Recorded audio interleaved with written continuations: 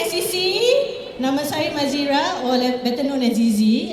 Saya dari Grup J and bawah rangkaian Anida Salwani and Abang Aziz.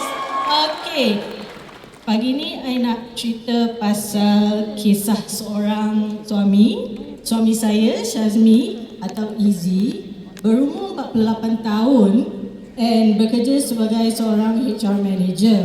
Kami ada 2 orang anak. Okay, suami saya ni dia memang seorang yang aktif. You can see the picture lah, cycling lah, apalah semua.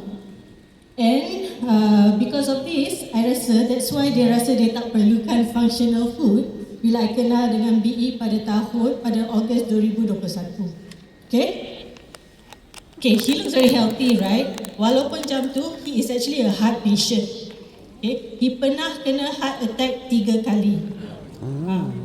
The first 2 times when it happened, dia sakit berpanjangan kat ulu hati.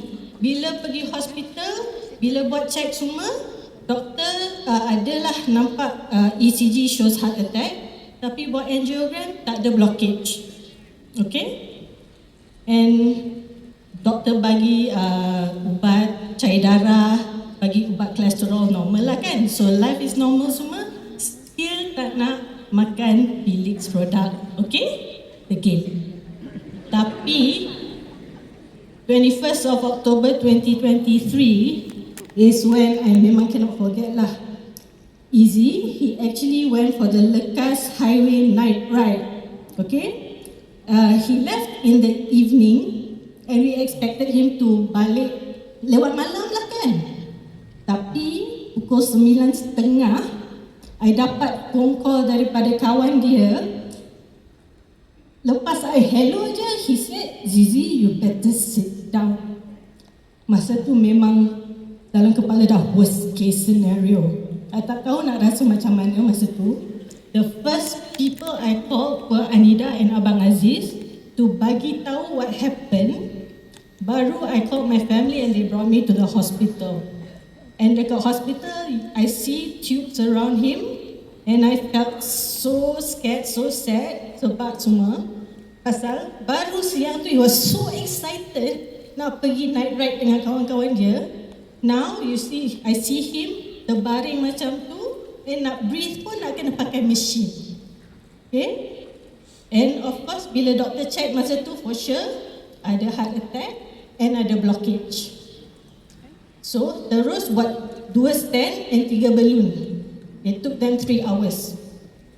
And then lepas the procedure, he was sedated untuk 1 minggu so that he can slowly recover from the lack of oxygen. Bila dia sedar, he couldn't remember a lot of things. Sampai dia tengok anak-anak pun dia macam blur. So memang our kids memang they were very confused and scared lah bila tengok ayah macam tu kan. Dan masa ni lah I gave him 2 to 3 sachets of Shiruto a day.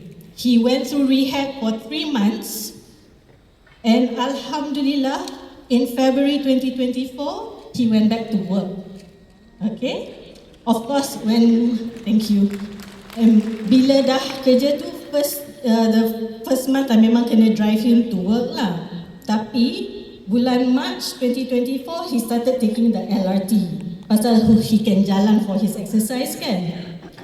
April baru start Bifil. Okay?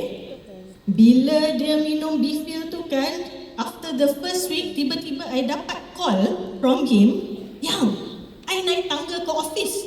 I said, his office is on the 17th floor, okay? 17th floor. And why? Pasal dia kata nak test power dah makan Bifil ni. Aku sabar je lah dia ni kan. But anyway, I tanya dia, how do you feel? Dia kata rasa penat, yes. Rasa mengah, yes. Tapi tak adalah, dia tak berpanjangan and he can actually work like normal for the rest of the day lah.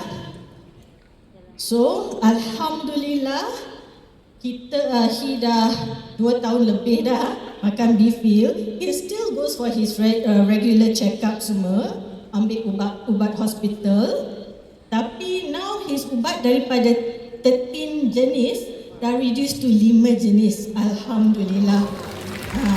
So, you see, we are so happy to see him ceria and all that. My children are also happy. So, Alhamdulillah, for pesanan, my last pesanan lah, parents please take care of your health. Walau luar nampak sihat, dalam you tak tahu, they still need us. They don't know what we buy for them, but they will know siapa yang ada kat sisi mereka. So, I nak terima kasih sangat-sangat to RCCA Alida and RCCA Abang Aziz for introducing